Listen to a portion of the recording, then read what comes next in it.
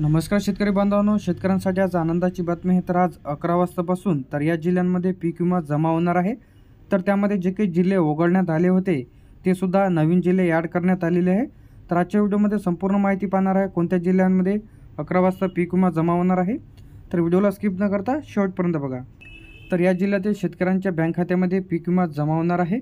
तर त्यामध्ये जे आहे सिंधुदुर्ग, रत्नागिरी, नाशिक, त्यानंतर धुळे, नंदुरबार, जळगाव, अहमदनगर, पुणे, सोलापूर, सातारा, सांगली, कोल्हापूर, छत्रपती संभाजीनगर, जालना, बीड, लातूर, धाराशिव।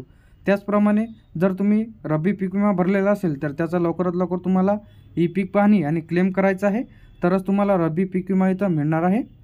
त्यानंतर नांदेड, परभणी, हिंगोली, बुलढाणा, अमरावती, अकोला, वाशिम, यवतमाळ, वर्धा, नागपूर तर असे जे काही जिल्ह्यांमध्ये वाटप जे सुरू होणार आहे। त्यानंतर भंडारा, गोंदिया, चंद्रपूर, गडचिरोली तर असे जे काही नवीन जिल्हे यामध्ये ॲड करण्यात आलेले आहे। व बरेच जिल्ह्यांमध्ये खरीप पीक विमा इथं वगळण्यात आला होता व कंपनीने जे काही अपेक्षा घेतले होते तर ते आता मागे घेतलेले आहे।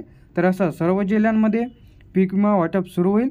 तर बरेच जिल्ह्यांमध्ये शेतकऱ्यांच्या बँक खात्यामध्ये पीक विमा जमा झालेला आहे व त्यांना मेसेजसुद्धा आलेला आहे। तर बरेच शेतकऱ्यांना पीक विम्याची रक्कम जास्त मिळालेली आहे। तर यवतमाळ जिल्ह्यामध्ये सर्वात जास्ती पीक विमा मिळवण्याबाबत पहिला जे काही क्रमांक आहे ते यवतमाळ जिल्ह्याने पटकवलेला आहे। त्याचप्रमाणे जे काही दुसरे जिल्हे आहेत तर त्या जिल्ह्यांमध्ये कोणत्या शेतकऱ्याला 250 रुपये तर अशा प्रकारची जे काही भरपाई आहे ते इथं मिळालेली आहे।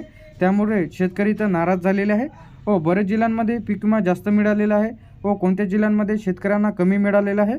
व तुमच्या जिल्ह्यांमध्ये पीक विमा मिळाला की नाही कमेंट बॉक्समध्ये नक्की सांगा, त्यावरती लवकरात लवकर सोल्युशन तुम्हाला मिळेल।